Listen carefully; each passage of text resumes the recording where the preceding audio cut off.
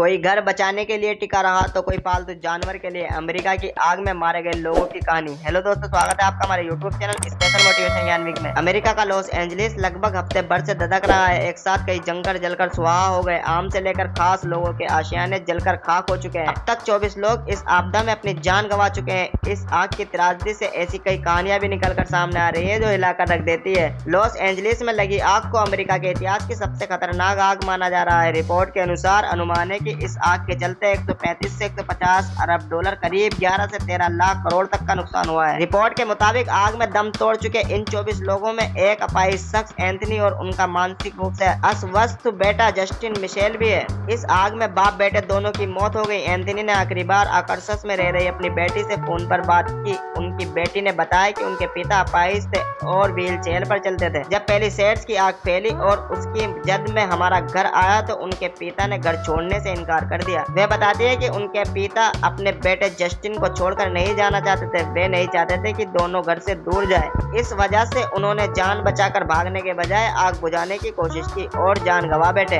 बता दें कि पिता और बेटे का शव एक साथ ही घर के जले हुए अवशेषों के बीच मिला। लॉस एंजलिस में सबसे पहली आग पहली सेट्स के जंगल में लगी। इसी जंगल के पास रिहायशी इलाके में 85 साल की एक महिला रहती थी। पहली सेट्स की आग उनके घर को लील गई, लेकिन महिला ने जान बचाकर भागने के बजाय अपने पालतू जानवरों के साथ रहने को चुना और इस आग में सभी झुलसकर मर गए। लक्स होम केयर के मुताबिक 85 साल एनेट रोसिली ने आग लगने के बाद जान बचाकर भागने के बजाय अपने पालतू कुत्ते, 2 पालतू तोते और कछुए के साथ रहने को चुना। इसी तरह आग में मरने वाली एक बच्ची भी है। ऑस्ट्रेलिया की पूर्व चाइल्ड स्टार भी है। इसी इलाके की एक महिला ने बताया कि लोगों ने कड़ी मेहनत से अपने आशियाने बसाए हैं। प्रशासन की वजह से बार बार समझाया जा रहा है, लेकिन कुछ लोग अपने घरों को छोड़ने के लिए तैयार नहीं है, जिस वजह से उन्हें जान गंवानी पड़ी है। लॉस एंजलिस काउंटी के मेडिकल एग्जामिनर के मुताबिक इन 24 मौतों में से 8 मौतें पहली सेट्स फायर की वजह से हुई है। बाकी 16 लोगों की मौतें ईटन फायर की वजह से हुई है। बता दें कि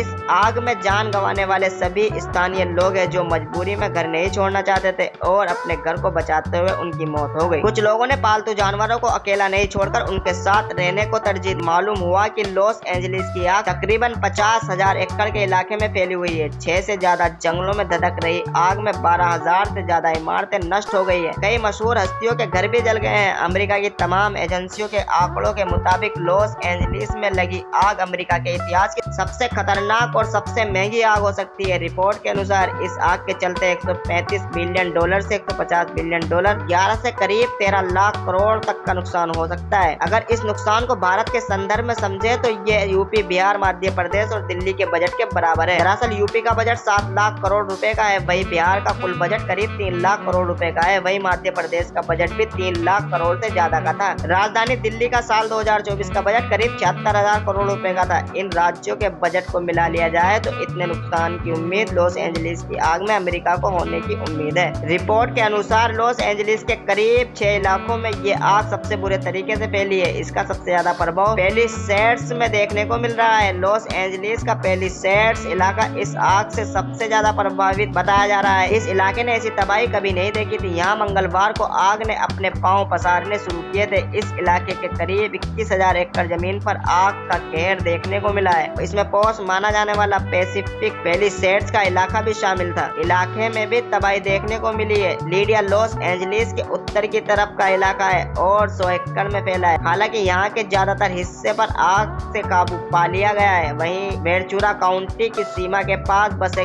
केनेथ इलाके में आग लगने की शुरुआती घटना गुरुवार को हुई थी। यहाँ के 1000 एकड़ में आग फैली है। वहीं आर्चर इलाके में शुक्रवार को आग लगना शुरू हुई और मेडो लार्क और ग्रेनाडा हिल्स इलाके की तरफ बढ़ी। वहीं इससे पहले सनसेट, वुडली और ओलिवाज में लगी आग पर काबू पा लिया गया था। हालांकि इतनी बड़ी आग कैसे लगी इसको लेकर जांच जारी है, लेकिन अमेरिका की तमाम रिपोर्ट से जो पता चलता है कि इसके पीछे तेज हवाओं और सूखे मौसम को जिम्मेदार माना जा रहा है। वहीं कुछ एक्सपर्ट एक्सपर्ट इस भयानक आग के लिए जलवायु परिवर्तन को जिम्मेदार मान रहे हैं। उनका तर्क है कि इलाके में बढ़ती गर्मी, लंबे समय तक सूखा और शुष्क वायुमंडल सहित जलवायु परिवर्तन जंगलों में आग के खतरे की प्रमुख वजह है। हाल ही के महीनों में मौसम का बहुत ज्यादा गर्म रहना और बारिश की कमी की वजह से कैलिफोर्निया खास तौर पर असुरक्षित है। अमेरिका में दक्षिण कैलिफोर्निया में आग लगने का मौसम आमतौर पर मई से अक्टूबर तक का माना जाता है, लेकिन राज्य के गवर्नर गेविन न्यूसम ने पहले ही बताया कि आग लगना पूरे साल की एक समस्या बन गई है। एक आकलन के अनुसार 1990 के बाद से दुनिया में 42 लाख वर्ग किलोमीटर जमीन से जंगल खत्म हो गए हैं। इसमें अधिकतर अफ्रीका, दक्षिण अमेरिका और दक्षिण पूर्व एशिया के हिस्से हैं। वहीं कैलिफोर्निया में भी जंगल के इलाकों को खूब काटा गया है और वहां लोगों को बसाया गया है। इतने बड़े पैमाने पर आग भड़काने के लिए सेंटा एना हवाओं को भी जिम्मेदार माना जा रहा है। ये हवाएं जमीन से समुद्र तट की ओर बढ़ती है। सेंटा एना हवाएं तब चलती है जब ग्रेट बेसिन पर उच्च दबाव बनता है और कैलिफोर्निया के तट पर दबाव कम होता है। आमतौर पर इनकी रफ्तार 95 से 135 किलोमीटर प्रति घंटा होती है, लेकिन कभी कभी ये 165 किलोमीटर प्रति घंटे से भी अधिक हो जाती है। ये हवाएं साल में कई बार बहती है, लेकिन जब ये हवाएं जंगल की आग के साथ मिलती है तो भारी तबाही होती है। वैसे तो दक्षिणी कैलिफोर्निया में मई से अक्टूबर के बीच जंगल में आग लगने की घटनाएं सामने आती रहती है, लेकिन इस बार इतने बड़े पैमाने पर भड़की आग ने कई सवाल भी खड़े किए हैं। सवाल ये भी उठ रहे हैं कि क्या लॉस एंजलिस में इतनी बड़ी आग से निपटने के लिए तैयारी थी।